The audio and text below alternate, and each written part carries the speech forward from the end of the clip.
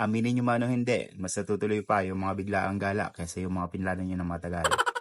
Hello everyone, welcome back to my channel, and today I'm going to share you my experiences of visiting Landmark Resort dito lang sa Barangay Santa Catalina at Timonan, Quezon.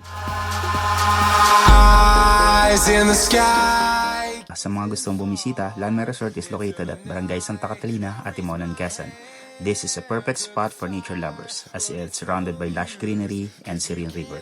Halika, tingnan natin. The resort has a lot of improvements since we last visited. At sa halagang 500 to 800 pesos, may enjoy mo na ang mga renovated cottages nila kung saan makita mo na napaka-spacious and cozy. Tinanong ko rin si ate kung tumatanggap sila ng overnight since parang gusto ko mag-overnight sa tabi ng ilog. At sabi nila, Wala, tanggapin 30 lang kami.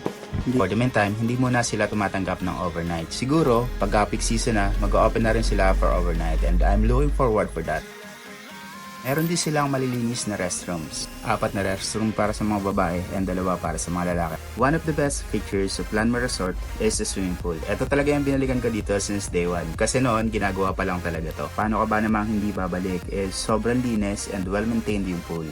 Sobrang na-enjoy namin ang pagpunta namin dito sa Landmark. Ang ganda ng ambience. Talagang ang lakas maka-nature trip. Perfect mag-swimming dito. And of course, pwede ka rin mag-chill by the poolside. At pag nagsawa ka na sa pool, pwede ka naman pumunta sa river.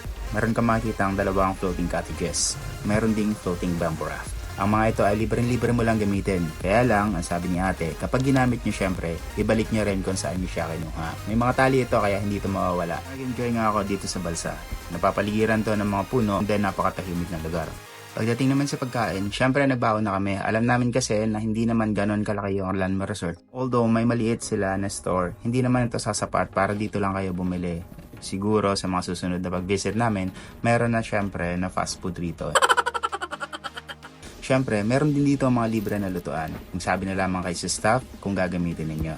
So overall, ang masasabi ko lang, we had a wonderful time at Landmark Resort. And we highly recommend it to everyone. Kaya kung isa ka din sa mga galang nature lover, visit Landmark Resort dito lang sa Barangay Santa Catalina at Timonan, Quezon. Ililink ko na lang yung kanilang page below. Thank you for watching this video. See you again next time. Bye-bye.